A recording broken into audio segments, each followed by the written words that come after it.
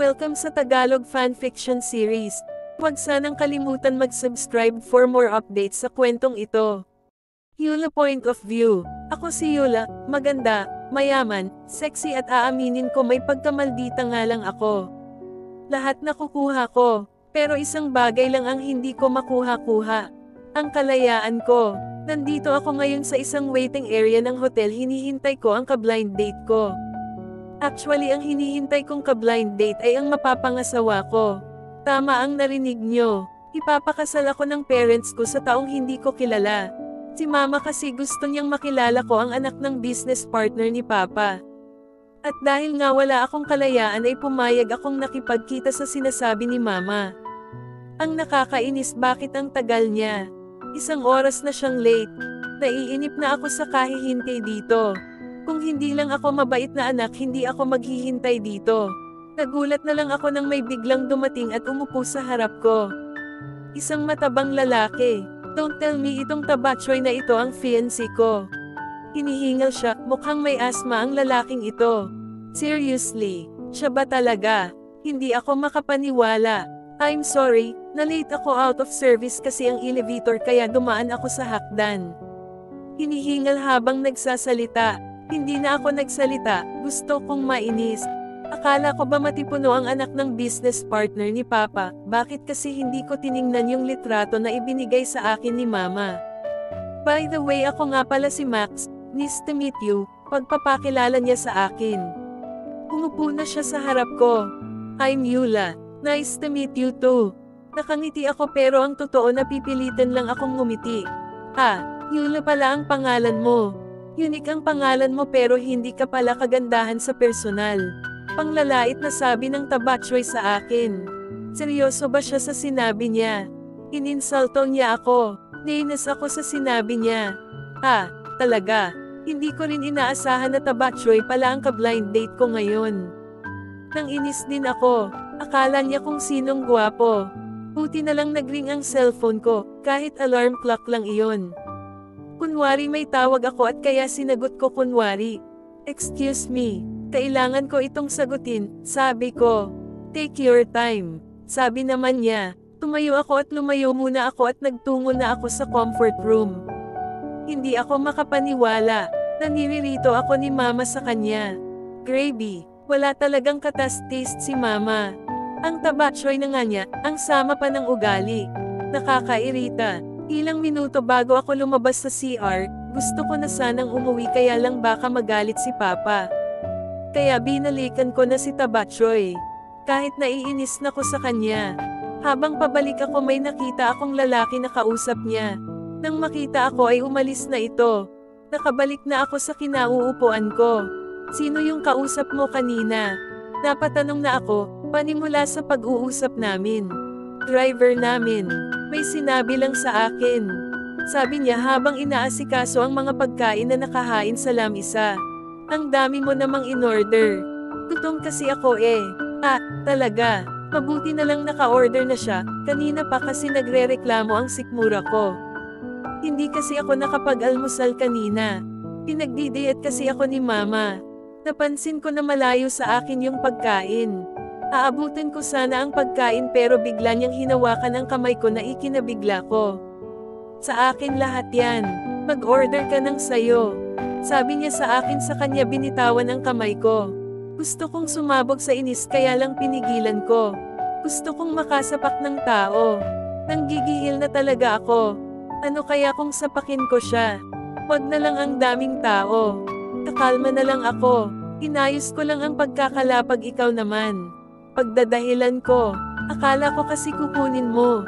Mapang-asar niyang sabi, ihampis ko kaya ito sayo. Sa isip-isip ko, nakangiti lang ako sa kanya at umayos ako ng upo. Sabi ng papa ko, magpakasal na daw tayo sa lalong madaling panahon. Nagulat ako sa sinabi niya. Kasal na, agad-agad. Bakit daw? Kakakilala lang natin kasal na agad. Naiirito kong sabi. Iwan ko, nagmamadali ata silang ikasal tayo. Pero sa totoo lang ayaw ko talagang magpakasal sayo.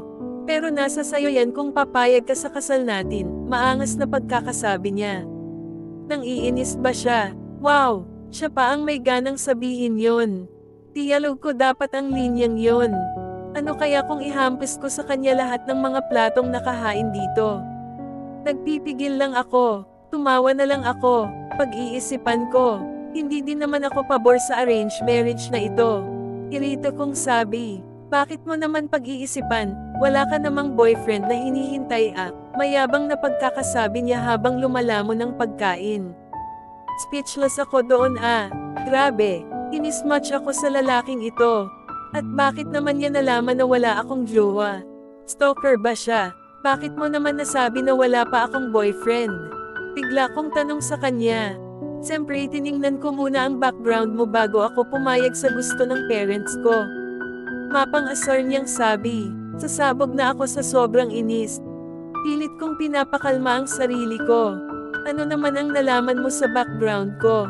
Mahinahon kong tanong. Pero ang totoo gusto kong ihampis sa kanya ang bag ko sa sobrang kay-abangan.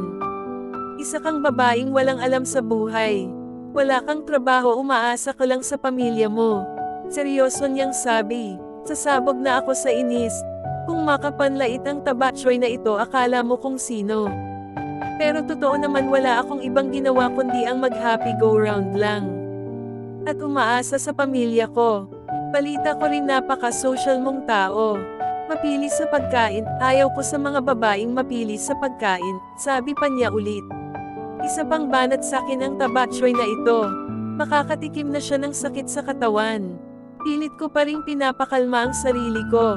Ah, talaga so kung ganun against ka sa gusto ng parents natin. Plastic kong sabi, wala akong magagawa. Parents always right. Kahit hindi kita gusto magpapakasal pa rin ako sa'yo. Sabi na naman niya. Pigilan niyo ako. Masasaktan ko na talaga ang tabatsoy na ito. Anong akala niya gusto ko rin siyang pakasalan? Gustong gusto ko sabihin yun sa kanya kaya lang kailangan patience lang always. Kinalma ko ang sarili ko. Ah, talaga. Actually hindi din kita gusto. Same lang tayo. Irito kong sabi. Pero wala na tayong magagawa pa. Next time na magkikita tayo yung kasal naman natin pag-usapan natin. Sabi niya habang lumalamon. Hindi ba siya napapagod lumamon? Ah, sige walang problema. Kailangan ko nang umalis. Sabi ko sa kanya baka kasi masaktan ko pa siya ng tuluyan. See you next time. Huling sabi niya at umalis na ako sa harapan niya. Kung hindi ko lang pinapakalma ang sarili ko baka pinaglalamayan na ang mayabang na tabatsoy na iyon. Habang naglalakad na ako paalis sa lugar na iyon ay bigla akong natapilok. Hindi ko inaasahan na mamalasin ako sa araw na ito. Ayaw ko sanang pumunta sa lugar na ito kaya lang hindi ko dapat suwail ang kagustuhan ng mga magulang ko. Pero wala na akong magagawa pa kundi ang tanggapin na malas ang araw ko ngayon.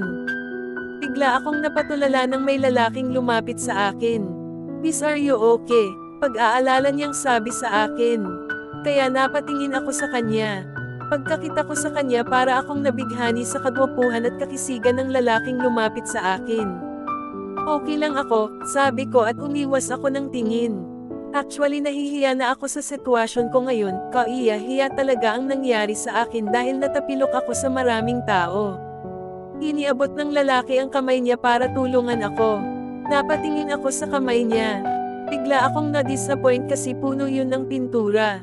Bigla tuloy akong na-turn off siguro mahirap ang lalaking ito.